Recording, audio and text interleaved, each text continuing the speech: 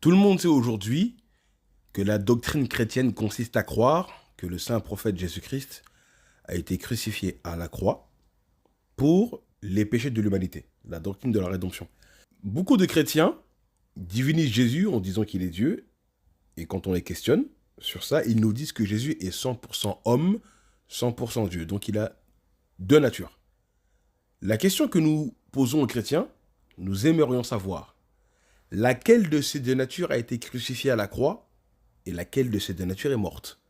Est-ce sa nature divine ou est-ce sa nature humaine? Car deux problématiques se posent.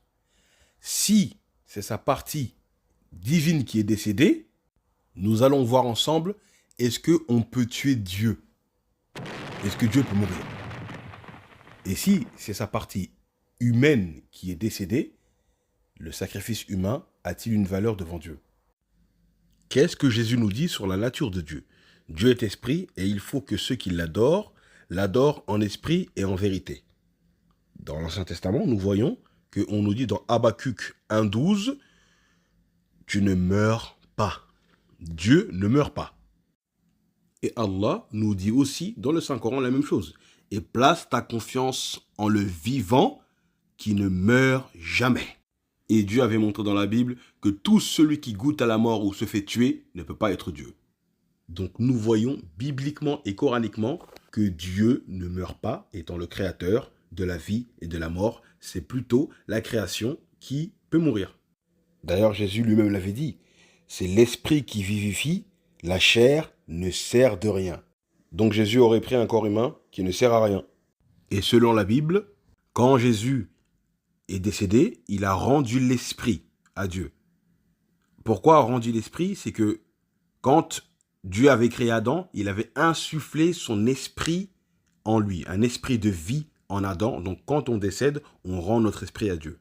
Donc nous savons que notre esprit vient de Dieu et Dieu est éternel. Donc on n'a même pas besoin de philosopher pour savoir, comprendre que notre esprit est éternel, mais pas notre corps. Donc toute créature serait dans l'incapacité totale d'être coupable de déicide, de tuer Dieu qui est esprit et qui a créé des anges qui sont eux aussi également des esprits. Et aucun être humain n'est capable ne serait-ce que de tuer un seul archange. Alors quand même, imaginez une seule seconde de pouvoir tuer Dieu. Donc, affaire réglée. Nous pouvons aborder maintenant la deuxième partie de la problématique.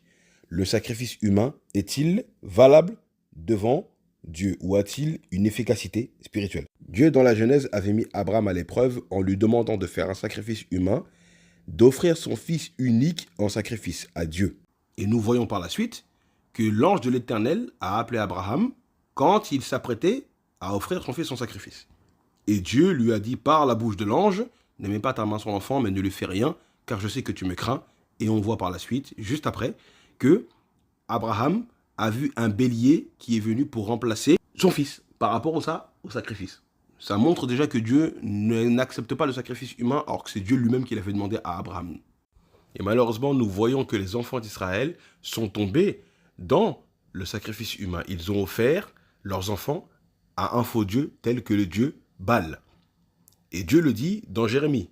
Et il dit qu'il n'avait ni ordonné ça, ni prescrit cette chose-là, et que ça ne lui était point venu à la pensée.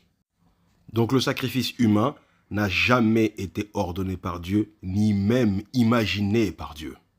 Et je vais terminer ici avec deux passages bibliques qui nous disent que les holocaustes et les sacrifices ne sont pas une chose que Dieu aime. Un scribe dit, après avoir discuté avec Jésus, que l'adoration du Dieu unique, donc le monothéisme, et l'amour du prochain, faire ces deux choses-là, c'est plus grand que tous les holocaustes et tous les sacrifices, quelle que soit leur forme.